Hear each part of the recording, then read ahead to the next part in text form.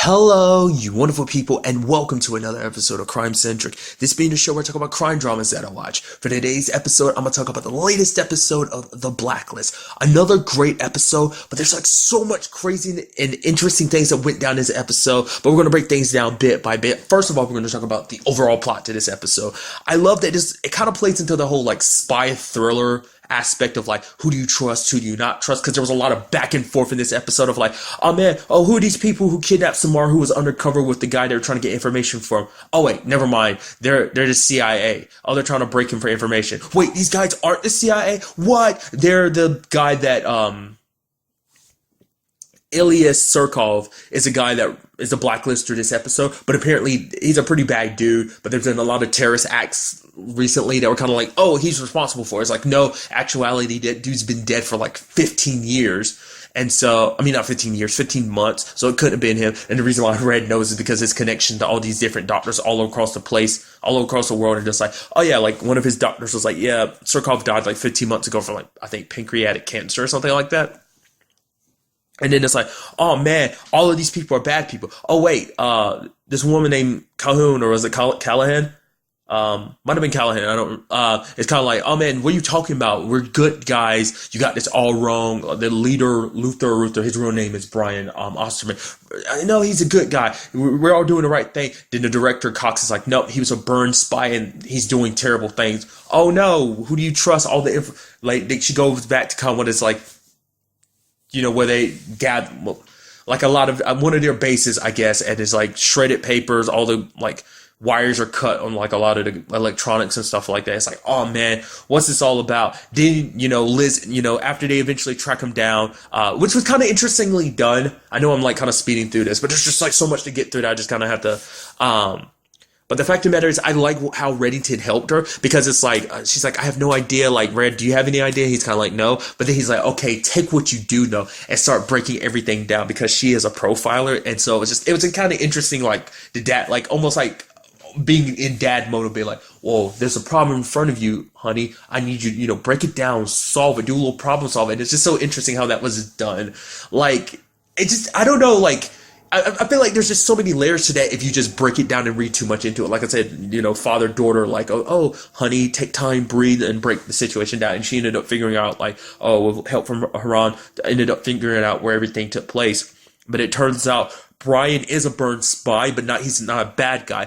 The reason why he got burned is because the director Cox ended up finding out that Brian knew about what they were really up to, that basically he was using his team and the agency to commit, like, some very bad acts, and they thought everything they were doing was for you know, the sake of the U.S. and everything. But then it turns out, oh no, we're doing very bad thing for help. He's the one that's been using the alias of Ilyas Surkov and doing all this stuff of like, oh, taking responsibility for all these terrible things that gone down. So Brian wanted to take him, you know, take out the guy that would have been responsible for causing some damage.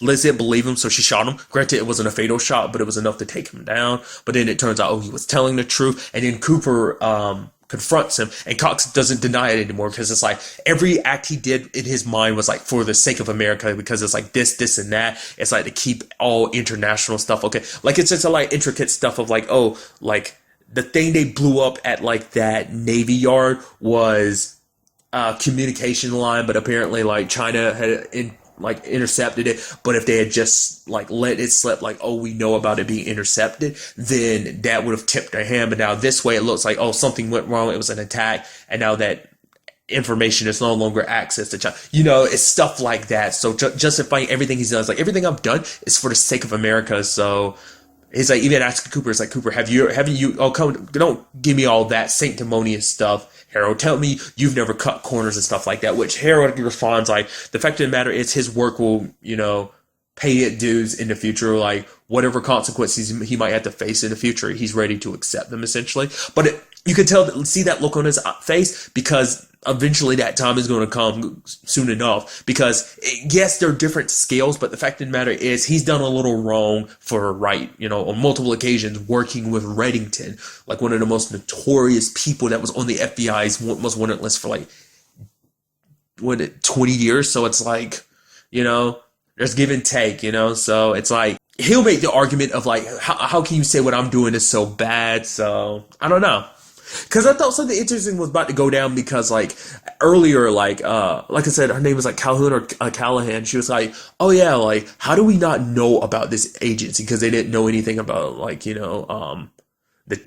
Cooper's whole task force. And I thought that was going to turn into something of them investigating and finding out about the whole situation. So, like I said, the whole thing kind of took me by surprise. Like I said, it played like almost like a spy espionage type of episode of like, who do you trust? Who do you not trust? I also love the fact that they try interrogating that dude. It didn't work. But then Liz went in there, spoke to him for a few seconds, and had Samara by her side. Unhandcuffs the dude. It's like, oh yeah, he's ready to talk. I was like, oh man, did she mention Reddington's name or something? It turns out later on she's like, you know why he talked to me? Because I told him that Surkov was dead and he believed me. And I was like, oh, okay. That was a lot simpler than I thought it was going to be. That's all it took. So that was just a crazy amount of things. That was in itself was just a crazy episode, how everything is handled. I am curious to find out though what will be the long ramifications for this, because it's like, higher ups are looking into it, trying to see whether he was justified in what he was doing or not. So I'm sure that seems like that might be something that comes up going forward in the future, but we're just gonna have to wait and see on it. So that's just the main overall, like, blacklister plot of the episode. Then there's the other side of the episode, which I kind of brought up last week. I was like, it has to be the fact is Liz finding out about Nick, and she's telling Tom. And Liz at first those are like, maybe Reddington did it, because it's like, oh, Nick said no, to helping us anymore, and maybe Reddington didn't like that, at first, but she was like, I'm hoping that's not the case, which obviously we as the audience know that isn't the case. And Reddington was like, yeah, he was like, I'll look into it, because Liz kind of wants revenge. And Tom, you see him feeling so bad because Liz is taking all this on herself, when in actuality it's kind of his fault, but he's still continuously lying to Liz, which I love that moment in the episode. He's breaking things down. It's like, oh, this must be why Nick died. It might have been P who did it. I don't know. I can't tell Liz the truth. And the camera turns and it's him talking to Agnes. And he's like, don't look at me like that. He's like, I know Rose is going to be here soon enough. And I know she's your favorite. And then the fact of the matter is, it's not me. And I'm not lying to your mommy. I'm just, the lame telling her the truth. I just love that you're breaking that down. I was like, is he leaving this as a recording for something? I was like, in my mind, I was like, okay, he's recording this for Liz to find later on or something. I was like, oh no, he's having this conversation with his daughter. I just love how that was done, because I had no idea. I was like, who are you talking? Oh, interesting. So, and then you have Tom going to, like, following Pete. He ends up going to a facility that Pete was connected to, that basically they run drug tests on people, testing new drugs and stuff like that, and the effects they have on people. And obviously he meets a lady there who has like a heart on her arm. I was thinking, okay, you're too relevant to the plot, because we're learning too much about you. You're popping into too many scenes. I'm like, okay, what points it's like, are you secretly helping with this whole situation and you're about to turn on, like, I didn't know what it was going to be, but it turns out she's actually Pete's sister. So that was kind of an interesting thing. Like, the moment he kind of caught eye of the picture and there was like a reflection in the shades, I was like, we're going to find out that lady's actually his sister, isn't it? Because we had that whole conversation about her and her 3 brothers. And I'm like, okay, there we are. And each one of them, like, because their dad had liked cards a lot, so each one's a different thing. Spade, diamonds, and she's the heart. So, which now that turns into a situation of she just wants her brother back, and she's like, it does, Tom kind of explains things to her, like, yeah, this whole situation's kind of dangerous. Maybe Pete did it, which his sister's like, no, there's no way Pete did it. So now it's a situation of, you saw Pete kind of shaving his head, and as we noticed, his head was messed up. Now, immediately my brain goes, I think that has to deal with the fact is that Pete didn't kill Nick. He's on the run from whatever. So he hasn't contacted his sister because he knows it's going to draw attention to her. So I think it's just that either Pete contacted the wrong people, because it's like, how would anyone know that he had the case? So he probably was trying to do it behind their back of selling it, and just Nick just happened to come back at the wrong time. So, maybe he had found out about Nick being attacked. Maybe he got attacked at a different point in time. But nevertheless, it does. From the way that whole situation was, it seems like he might be guilty. But the fact is, his hand is messed up makes me think he got attacked too. Like, he's on the run himself. So I am curious to find out who are these other parties involved that are after this suitcase. They have to be people that are against Reddington, because like, who would go so far for this suitcase? Like, who else would know the significance of it? Because the only people who should know about it are, like, the inner circle, like Tom, Denbei, and Reddington should be the only ones who know about it, but maybe it has been buried for a long time, so maybe it has significance for other people too. Um, Maybe Kate spread word prior to all this. Oh, that's kind of an interesting thing too. Well, it kind of plays into to what I was going to bring up next, but anyway. But I'll go ahead and talk about it. It's kind of interesting because like Reddington ended up getting the information from a guy who kind of checks in and out evidence. His name is Lou, who had a dog named Coco, who Reddington took care of with this whole like kind of a spa day type of treatment, stuff like that. And I love that basically because of this whole situation, Reddington inadvertently found his front for, laundering money. And it's like, oh, doing a grooming place for rescued animals, essentially. So, and I love constantly throughout the episode, Hawkins is talking about just how much she wants to it's just like, oh, if you were just a little bit more like my type, Reddington, I would just pin you down. And essentially she keeps referencing like having sex with him. It's like, oh my God, it's like, oh, we're making so much money and just impressed with how Reddington runs everything. And she's just like, one of my eggs just dropped. She even does that to Dimbe at one point. She's like, are you African? It's like, oh yeah, I can handle anything you throw my way. And even Dimbe is like, what? And just like, oh, okay.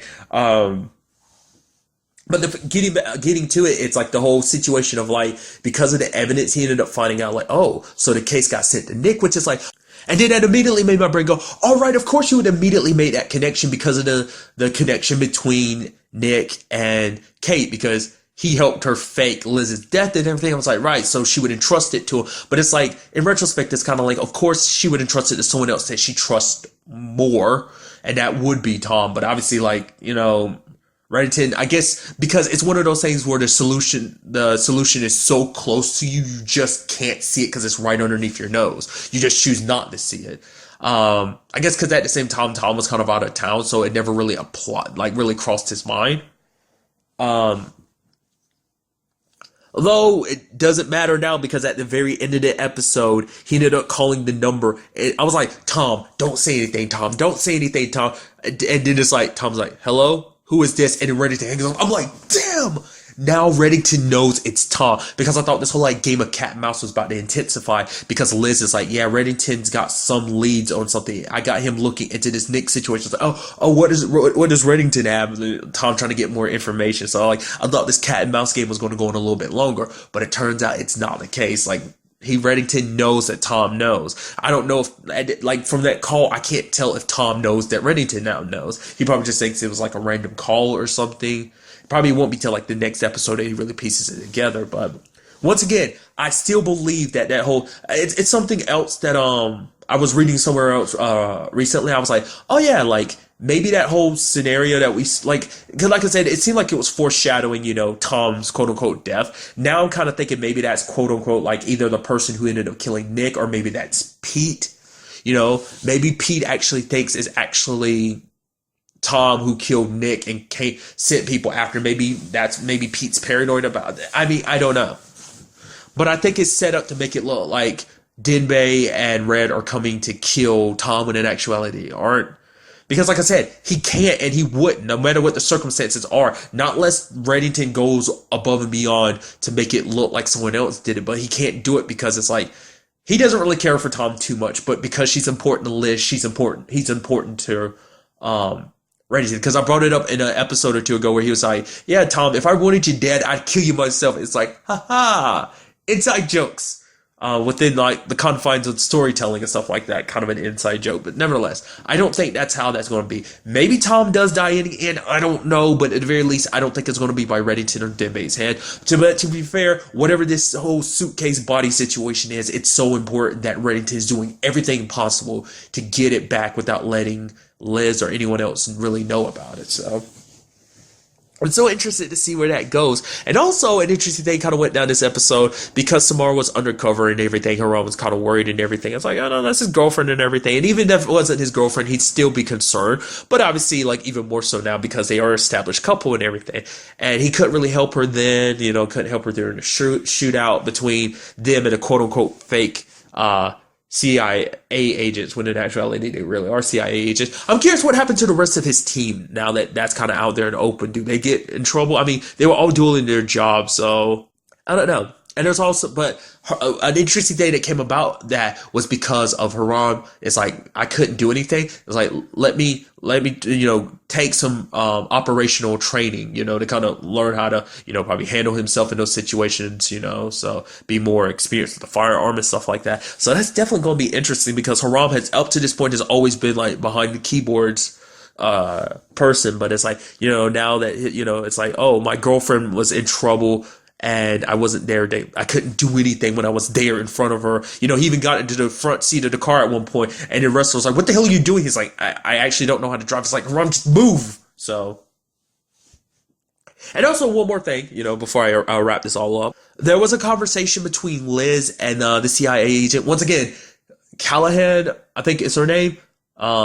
But nevertheless, like, she was in a situation kind of slightly similar to Liz in a sense of like, she kind of left the agency back in 2015. Obviously, that part of her story ended up still being true. She tried to get the whole family life thing, but in her words, it didn't work out. So all she had now was Surkov. That was kind of, she said it herself, like, was her family. Like, all she had left for her at the end of the day was work. And I think that kind of put things in perspective for Liz, that maybe going for it, like, I don't know. I think it's one of those situations that makes her probably look differently at her own life because she's been so caught up in work and everything, and maybe it's going to be a well, I mean, multiple things constantly foreshadowing in this episode because there's a whole list saying like if she lost another person that was important to her, she'd probably just shrivel up into a fetal position. And then she says she'd probably have to go all vigilante, which you had Tom being like, well, Reddington is the vigilante, and there's only one vigilante per family, which technically isn't true because it's like technically you're filling the role of a vigilante, so technically there's two vigilantes, but Liz kind of has her vigilante side to her as well, so technically there's